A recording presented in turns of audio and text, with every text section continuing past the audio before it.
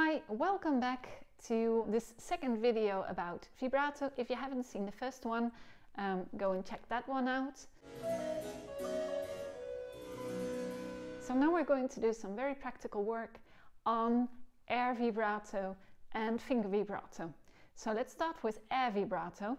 So the thing is, normally when we play a long tone, we really want to make sure it's as smooth as a lake on a day without wind.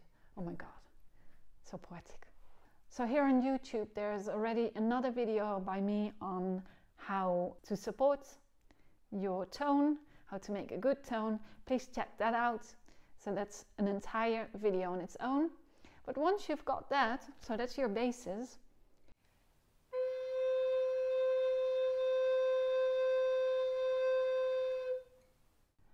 now you want to practice an air vibrato as an ornament. So the thing here is we're actually blowing faster, slower, faster, slower, faster, slower, faster, slower, faster, slower, right? So I would always start to do it once without the recorder. So it's just... What we don't want is a vibrato coming from tension in the throat. So what I do is I use my breath support to simply blow more, less, but my throat is completely relaxed. So again, I do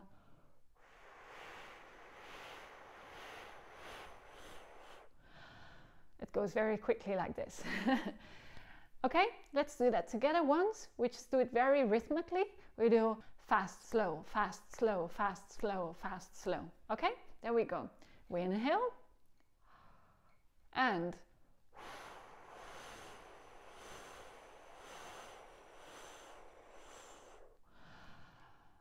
it's a good breath exercise. So the next thing we can do is start slow and go faster. So this would be fast, slow, fast, slow, fast, slow, fast, slow, fast, slow, fast, slow, fast. So you make these kind of wavy air streams. Okay, so there we go.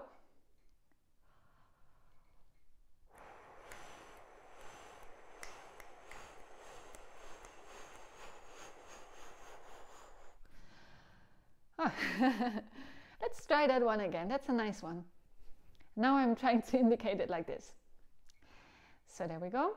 Inhale and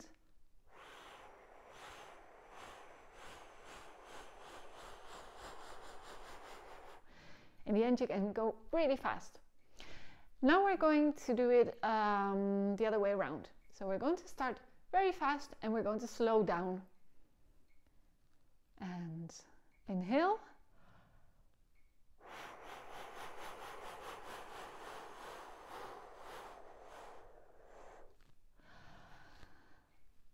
Okay, next exercise. We're starting slow, we're going fast, and we're finishing slow again. Inhale.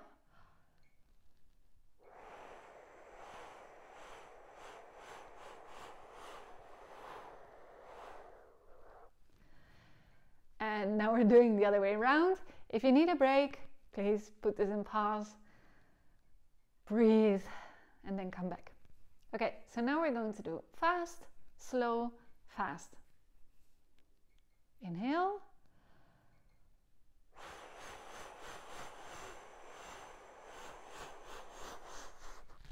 I don't know what my hand looks like, but you get the feeling. So we've got like 4 things. I think four ways of doing it. From slow to fast, from fast to slow, slow, fast, slow, and then fast, slow, fast. Great. Right, and then the 5th way should be just practicing it every time faster. So the thing is, you have to make a distinction between this kind of wavy blowing more or less, more or less, more or less, which is very gentle, and an impulse. An impulse is another thing. What I don't want is that's just blowing and not blowing. But even when we're blowing slower, we're still blowing. So it's... Let's try this once on the recorder. So first we're going from slow to fast. I'm taking a C on the alto recorder.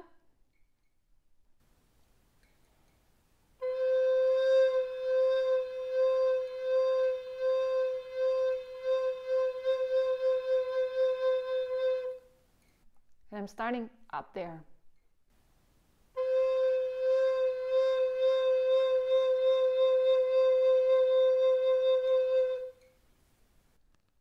So keep relaxed, that's very important. If you can't go faster, don't force yourself. This comes with time. Your abdominals have to be trained for this and have to understand what they have to do. Now we're doing it the other way around. We're starting fast. This perhaps on the recorder is a bit more difficult, but let's try it.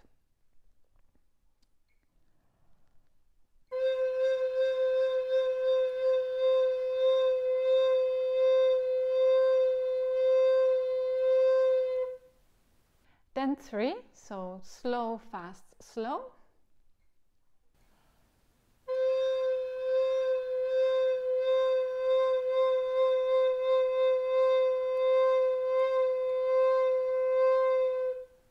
So then slow, fast, slow. I'm going to move the recorder up and down. Don't do that yourself at home. Keep this nice posture. I've got another video on that. But I'm going to do that so you see how fast I go.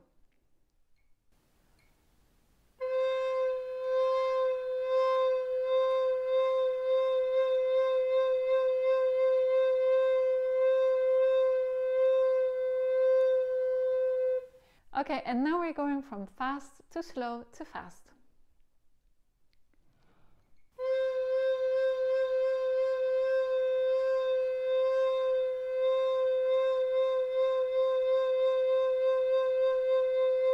It's a good exercise if you know how fast you can go without getting out of control. Okay, now we're going to talk about finger vibrato or flattement, and this works like a trill, but on the edge of the finger hole. So, for example, with an E on the alto recorder, if I played a trill, that would be... But now I do the same thing on the edge.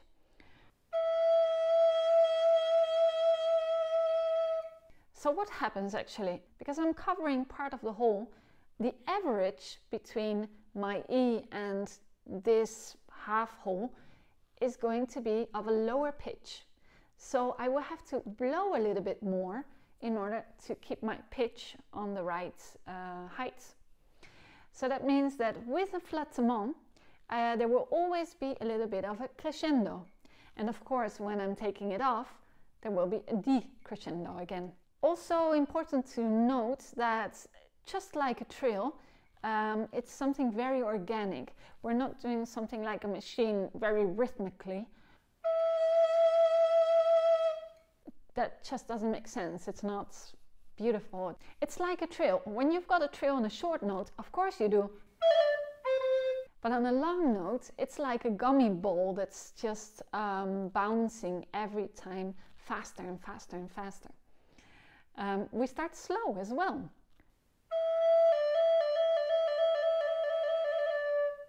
Right? So it's the same with the flattement.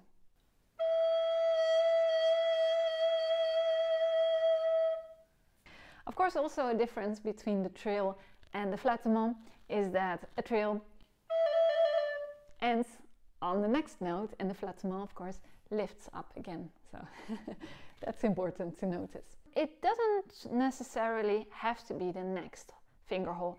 It can also be the next one after that, or even jumping 2 finger holes.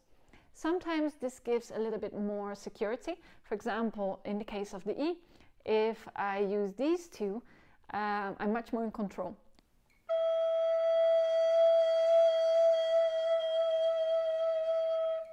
Here, maybe I'm not completely sure if I cover it too much or not. So each note has its own puzzle. You can figure it out. Like for example, for the D, maybe I would use only a finger and a half. Or even maybe one finger. Then for the C, I would perhaps use the middle finger.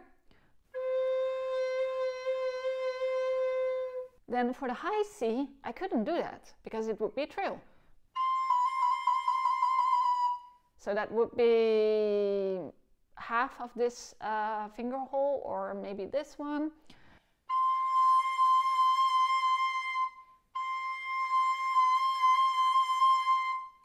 So this is something you can figure out by yourself. If you've got especially French Baroque piece and you've got the score, write down where you would place your flattement and then figure out with which fingers you would do it. So where do we actually do these flattements? On long notes, but especially long notes that have dissonance in their harmonies. So there's this extra sound color and extra intensity, so that's very good. The flattement is excellent for that. So with all of this information, I think we've quite covered the issue of vibrato. In the other video it was more theoretical and historical and general knowledge that we should have, and then in this video we've been more practical, which is great.